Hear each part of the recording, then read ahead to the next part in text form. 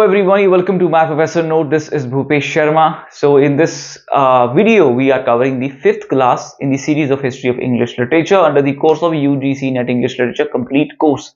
Yesterday UGC NET exam result was released. Congratulations to all of you who made it. Keep climbing the highest ladder of success. If there is anyone who did not make it this time, keep building the muscle of your subject knowledge and you will going to crack it. This is for sure. If there's a consistency, there is a discipline, you have a plan, you have a vision, you are working upon it, nothing can stop you from whatever you want to do. Alright, so Elizabethan Age. Before we start with the Elizabethan Age, there are the three concepts that we have to be familiar with, right? So, Renaissance.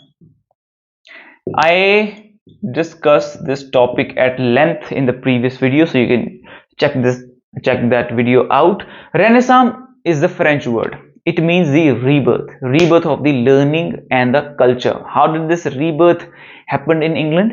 One of the major events which took place here was the overthrowing the Catholic Church.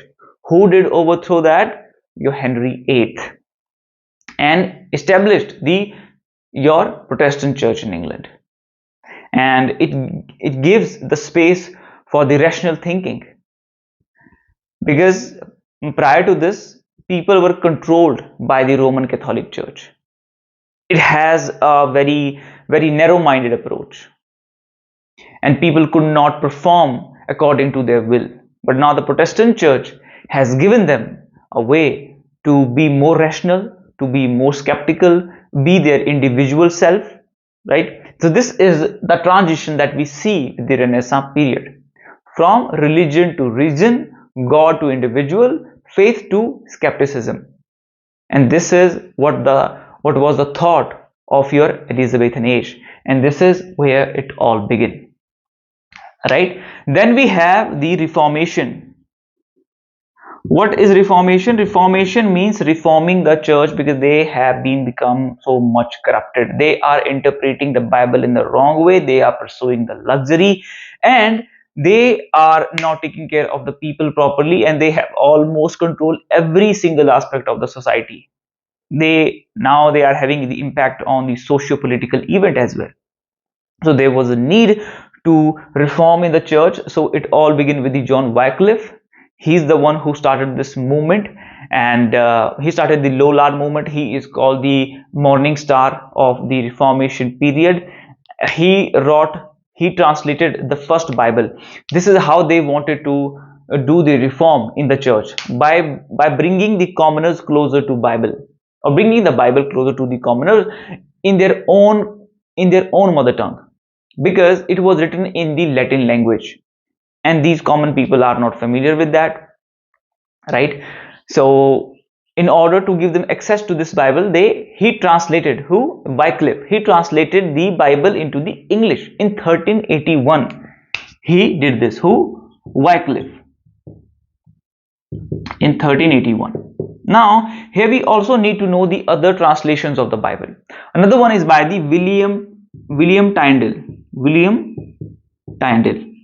He did the translation in the 1525 from the Greek and Hebrew languages. It was a translation of the New Testament in English. Third one, we have the Great Bible by the Miles Coverdale in 1539. It is also called the Great Bible. And then comes the standardized version in the 1611 by the King James. The standardized version of Bible came, which was being read in the churches. Okay, so in Reformation period we have these translations of the Bible. They are very important from your exam perspective, because this is how you're going to get reform. They want to stop these people from going to the churches, because there is a clergy and that is corrupted. So now get the Bible closer to these common people, so they can at least read that what had Jesus said. The main message lies in the Bible now. It does not lies within the clergy, it lies in the Bible. So why don't we give access of the Bible to these common people? And this is how they brought the Reformation. Now third concept is quite long. This is the Tudor Dynasty. In order to know the history of the Elizabethan period, we have to know about her ancestors, that how this dynasty started, which is Elizabeth I is a part of. Tudor Dynasty. I'm going to make a chart here. I'm going to write down the name of all the monarchs who established it. So it is the Henry VII who established the Tudor Dynasty at the ending of the War of Roses War in 1485. Successor was his son Henry VIII, who married to the widow of his brother who died in the early age. Name was Arthur. What was the name of the widow? Catherine of Aragon, with whom she gave a birth to the Mary, who later became the Queen of England. And then later he got married after giving her divorce. This event completely changed the picture of England, or the whole Europe, we can say. When he gave a divorce to her, and the Roman Catholic Church did not allow him. And why did he give her divorce? Because she wasn't able to bear him a son, right? And he wanted the son in order to keep on his lineage, his dynasty. It is very important to have a male in a family, and she was unable to give a birth to a son. Then he thought of giving her divorce, and then your Roman Catholic Church did not allow this. They opposed this demand of him, and then he gave her divorce by overthrowing the church from the England, established the Protestant church, and gave divorce to her, and then himself got married to her personal assistant called the Anne Boleyn, who gave birth to the Elizabeth. He married 6 times in order to father a son. She was beheaded. She was accused of adultery, incest, having affair with other people, and the high treason, and she was beheaded. But before getting beheaded, she gave birth to the Elizabeth I. Right? He married once again, and this time this wife gave a birth to a son. He was Edward, who was the successor of the Henry VIII. Henry VIII died in the 1547, and he became the king. There was this rule that after the death of the father, the property will be inherited by the eldest son or the only son. So he was the only son. He ascended to the throne of England, but at a very young age he died. Then it was Mary I who became the queen. Henry VIII thrown away the church, the Roman Catholic Church, and he decided to reinstate it. She was very aggressive, she was cruel, and for that reason she was giving the name Bloody Mary. She was alone, she was completely scratched inside, and she died in 1558. There was no one who wanted to come closer to her, and she was the wife of the Philip II, who later on came with the Spanish Armada in the 1588 in order to invade the England. This is the one of the major event of this period which consolidated the rule of Elizabeth in England. This is what we will be discussing after this. So Mary I became queen. She died in the 1558, and after that it is Elizabeth I who became the queen. Throughout his life he was looking for a son, but at the end it is a daughter only who changed the picture of England, right? Who made it called the golden era of England, or the Europe as well, it is being said, because it has impacted the whole Europe. But it was not the golden era for the whole Europe because of the Elizabeth I. It was for England only. It was I think the iron era for the other nations, as they were just bringing back all the gold from everywhere. Every single place they colonized, they were looting them. This is how it was the golden era. right? So Elizabeth I, we have, this is how we come to the Elizabethan age. All right, so this is what your Tudor dynasty is. All right, after this we will talk about that what was society like, what was the thought, what was the religion, because each one of these things will lay the foundation of this age, and we will move towards the drama, right? So now, what was the society like? There were six classes. In the society. First class is your ruling class, where we have your monarchs. Second one is your nobility, noble class. Here we have your earls, dukes, right? Third class is the gentry. Here we have your knights, squires. I will not write anymore. My ink is about to get over. So I will just tell you, I will write down only the important things now, right? So the fourth class we have is your merchants, right? Fifth class we have your yeomen, and sixth class we have your laborers.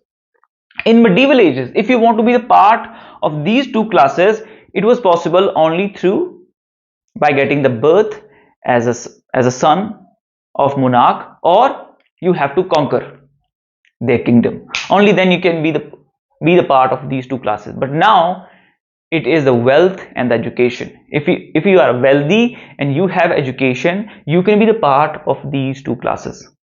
These were the merits of this age. What it is? Education and the wealth.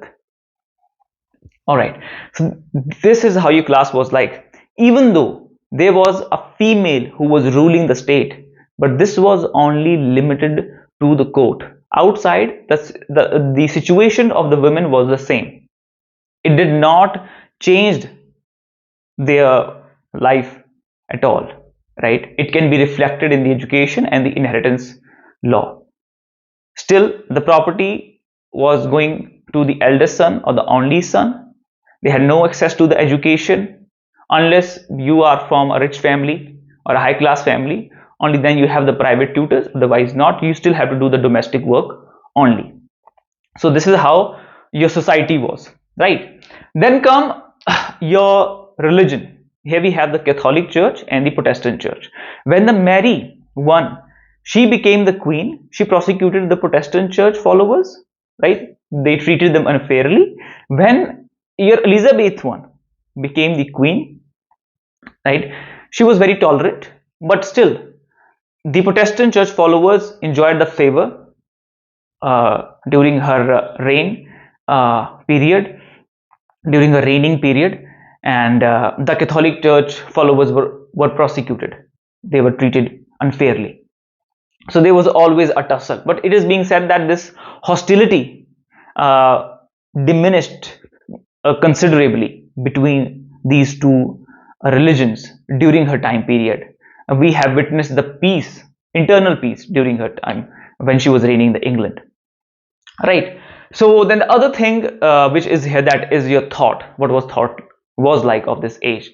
The thought was that they give the importance to the questioning, they give the importance to the skepticism, to the scientific temper, right? That's what they respected during that time period, as it was a transition, I told you, from God to individual, from religion to reason, and from faith to skepticism.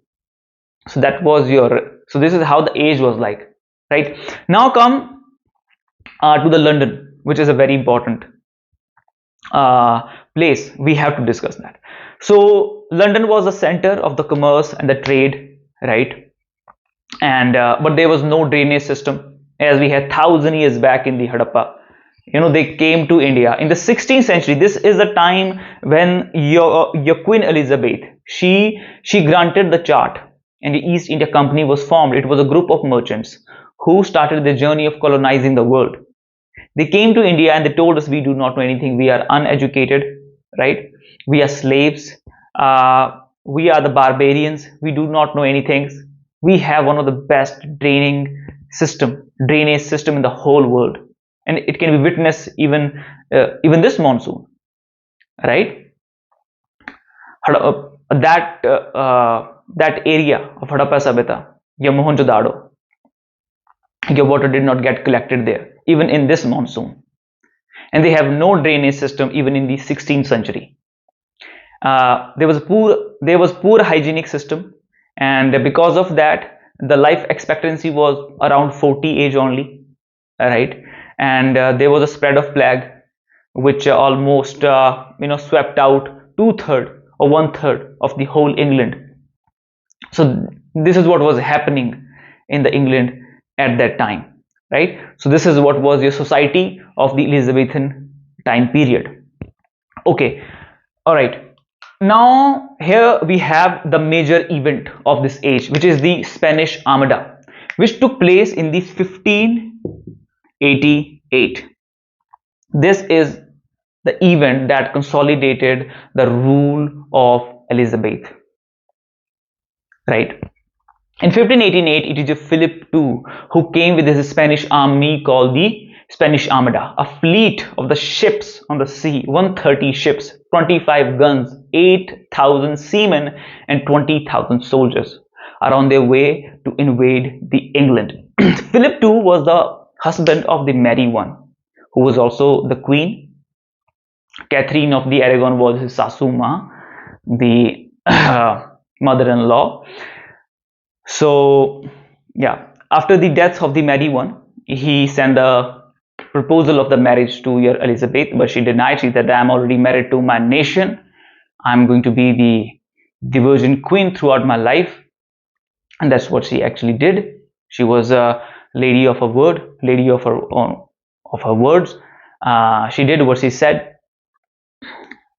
He lost all his emotion for her. And then this war was also supported by the Roman Catholic Church, as your Philip II was a Catholic. They supported the war. They said that you go, you invade it, and we will split the profits.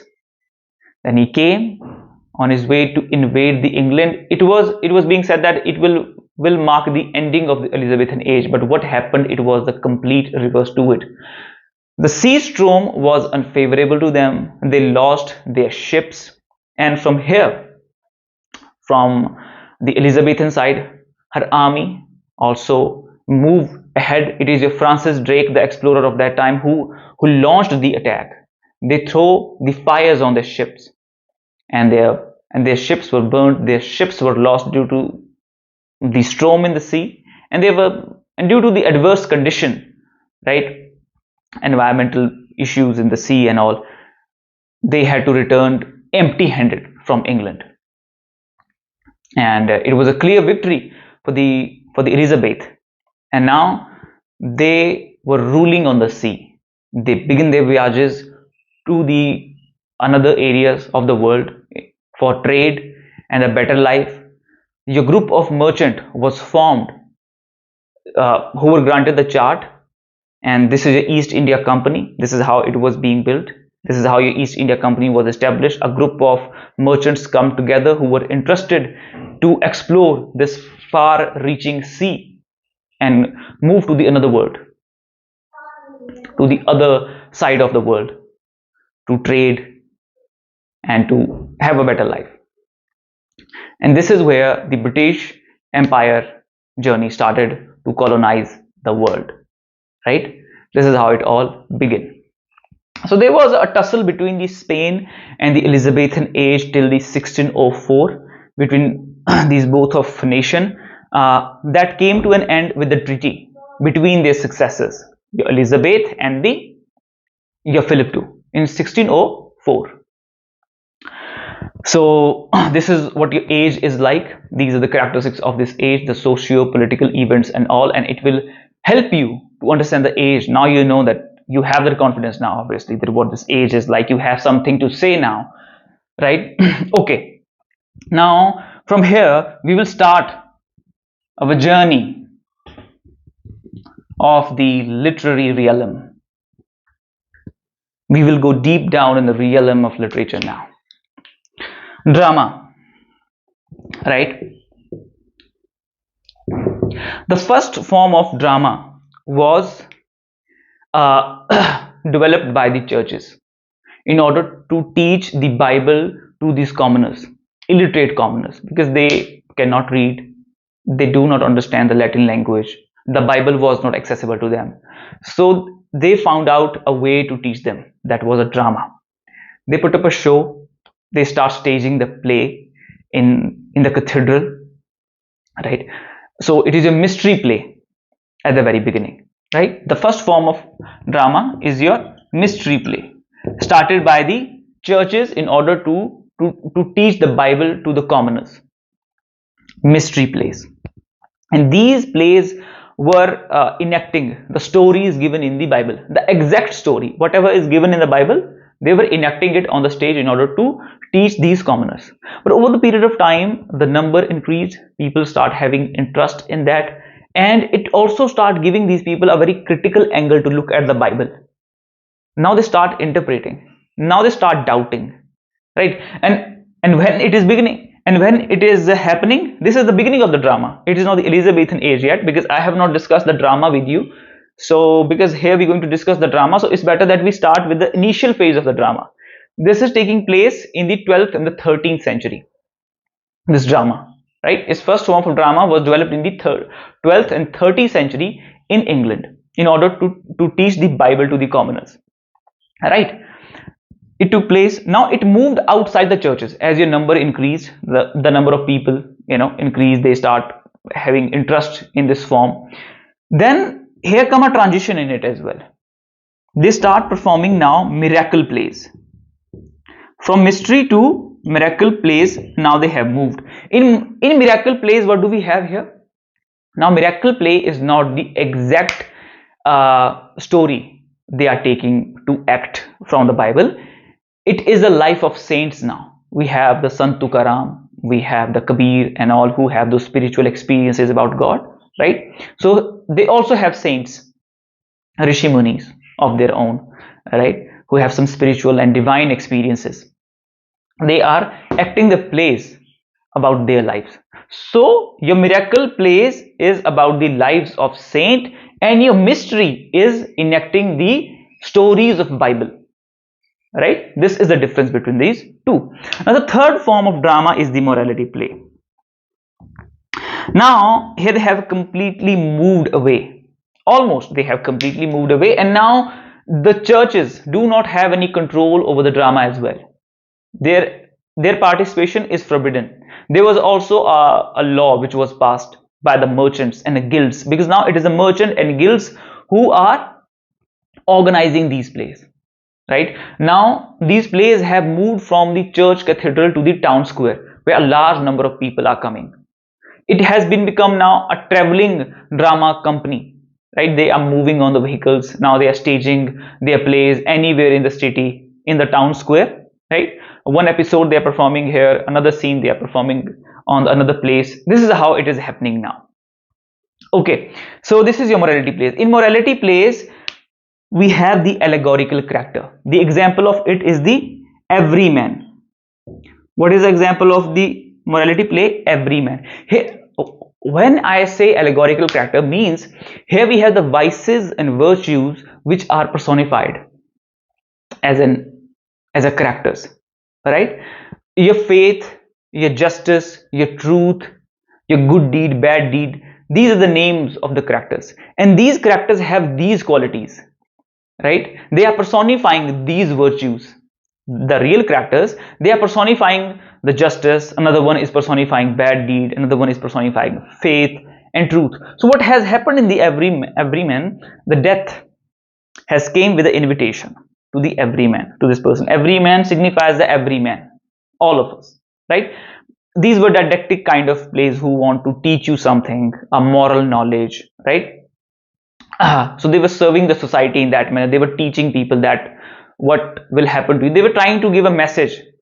So death comes to him with the invitation and tells him to meet the God. This is the final moment now. He is about to die. जैसे हमारे यहाँ कहते हैं कि मौत आ गई है, अब कौन आते हैं वो, मैं भूल गया, पताल लोक से,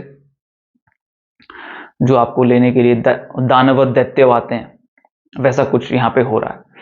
So he came, the death came and gave him the invitation, with the invitation that now come, this is the time to meet God. Now, he is reluctant to go, and then he start asking other people to be his companion, to accompany him on his journey to meet God. And everyone gives very ridiculous reasons. Somebody said that I have some pain in my toe, otherwise I would have come with you. And finally, it is the good deed who decided to accompany him on his journey. So it gives us a message that it is your good deeds only. ये आपके अच्छे कर्म ही हैं जो आपके साथ अंत में आपके साथ आएंगे. This is the kind of message it is trying to give you. ठीक है? This is what your everyman play is, and this is what your morality play is, right? It was much more rational. Morality play started to have some immorality in it as well, and the audience was enjoying it, and that's where the English drama starting falling away or moving away from the classical drama, right? There are some principles of the classical drama that we will also be discussing here. So this is what your drama was like, and this is how it began. We have the interludes. Interludes was a short drama which was set at the very beginning of the play or in the middle in order to entertain the audience, right? So this is the evolution of your drama. Now we are going to tap on the Elizabethan drama, but prior to this I want to give you the principles of the now we are moving to the comedies, historical plays, right? Romantic drama, which evolved during the Elizabethan age. So what were the classical principles of the drama? To the core, these dramas of the Elizabethan, now we are coming to the Elizabethan age. This is the beginning of the drama, the way it began. So it was very important for us to know, right? Okay.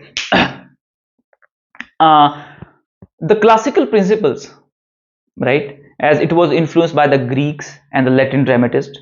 It was a first century Latin poet Seneca. The core element of all the tragedies in Elizabethan age were Senecan. They have the chorus, they have a messenger, right? All those characteristics of the Greek plays were there in to its core. It was Senecan. The tragedies were Senecan in Elizabethan age. When it comes to the comedy, it was influenced by the Plutus and the Terence, right? They were Latin, Italian playwrights, right? They have influenced the comedy of the Elizabethan age. Now what was the principle? The first principle of the classical drama, which were given by the Aristotle and Seneca, the unity of subject in tune, means if you are performing a tragic play, a tragedy, it should only constitute tragic element. It should not talk about comedy then. But what they did in the Elizabethan age, they blend the comedy and the tragedy together. In this way, they invent their own form of drama. They did not follow these unities. They did not follow these principles. Second one was they did not perform. The classical dramatists did not perform the actions, the dramatic action on stage. Dramatic action. They didn't used to perform the dramatic action on stage, but they did. In the classical drama, your narration was in the predominance, and they used to narrate. If there is any battle, if there is any war, they simply used to narrate it. There was a voiceover that used to tell you that there is a war happening, battle happening, but they start performing it because they were going with the taste of people. The Elizabethan dramatists, they were going with the taste of people. They were commercializing it, right? So they were staging the action as well. The third one is the unities of time, place, and the plot. According to the classicals, The drama should be performed within a single day, at a single place, and it should have a single storyline and a single scene. But what we get to see in the Elizabethan drama, multiple acts, multiple scene, the storyline extended over a month and a year, even a seasons, and it was being performed on the different places. So they did not followed any of the classical rules. This is where they step out. They establish their own kind of drama, which give them more freedom. They explored new characters, new kind of writings, right? So these are the three main principles, the fundamental principles of the drama, of the classical drama. Even though still it was to its core influenced by the Greeks only, right? Now there are a few minor things which I missed here. I forgot to tell you that these plays, your morality plays, they were your mystery plays and miracle plays. All of these plays were performed in cycle. Means there used to be a storyline and it used to go in a full circle. Means it is beginning with the life of Jesus, followed by his crucifixion, then after this, then his second coming, right? Or with the creation of man, ending with the fall of man, right? So there was a cycle of the storyline. Okay, and each cycle was performed from 12 to 14 days at a stretch continuously. There were 4 major companies and there were 4 cycles. Their names were given according to their places. That is your that is a Wakefield cycle, York cycle, Coventry, and your there was your one another one, Wakefield, York, Coventry, or it was Charter, something of that kind. There are 4 cycles. I will write it down in the comment section below, or you can also search it yourself. So they were the 4 cycles, right? Their name were the Wakefield, York, Coventry, or I think maybe Charter or something. So they used to perform these names were given according to the places where they used to perform these plays. So now you got to know that how the mystery, miracle, and morality plays, this drama came into existence, how it began, and how we can differentiate the Elizabethan dramatist from the classical age. Okay. What is another thing I need to tell you? Yeah. Now we are moving further. As I said, they blended the tragedies, they blended the comedies, and create their own sort of drama. Oxford and Cambridge University starting stages drama in Latin, which was influenced by the Italians and your Latin dramatist. Nicholas Udall. He was a headmaster of the Eton School, one of the ancient Britain school. He wrote the first comedy, Ralph Roister Doister. What it is? Ralph Roister Doister. That's what he wrote. The first comedy. Now, another one we have is the Gammer Gurton Needle. The another comedy. Third one we have, now there's a transition coming. Then we have tragedies now. Then we have the tragedy. What is the name of the tragedy? Name of the tragedy is a Gorbo Duck. Gorbo Duck. Gorbo Duck. Written by Thomas Norton and Sackville. Right. But there were some errors, so it was rectified and it was republished. First time it was performed front of the Queen Elizabeth in the 1561, and it was published in the 1562. The final version of it came in the 1517, and it was renamed. It was given a new title, A Tragedy of Forex and Porex. These are the 2 characters here. Tragedy of Forex and Porex. Right. Now, there's a one important comedy as well that was written by the John Heywood. He was a dramatist in the court of the Henry VIII. What was the name of the comedy? The name of the comedy was a four P's. Four P's. It means the peddler, your palmer, your pardoner, and the potticary. These are the four characters we have here. And there is a, what is the plot? They have the competition about lying, that who will lie the more, that who will tell the wildest lie, and that person will win. So it was a very humorous kind of play, right? So these four comedies we have here, right? So now I told you that how it all began, right? What comedy we have at the very beginning, who have wrought them. Now you got the very basics are clear. Now the very important thing here is the theatre. That is a very important part. The first theatre came into the 1576. The name of it was the theatre. Another one was the curtain, came in the 1577. Right. The initial phase we have these two theatres here, and they were established outside the London city. Why? In order to prevent the law and order problems and the spread of the plague. So that is the reason they were erected outside the London city.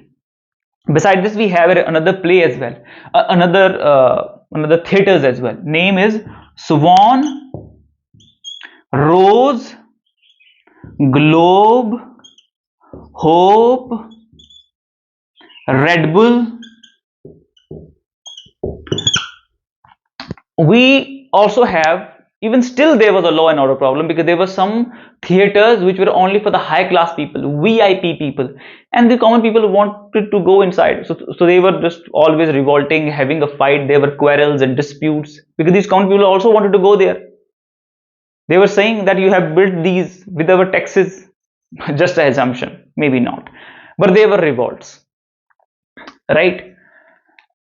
So the another important theatre we have is the Lord Chamberlain Theatre Company. Lord Chamberlain Company. It is also called the King's Men.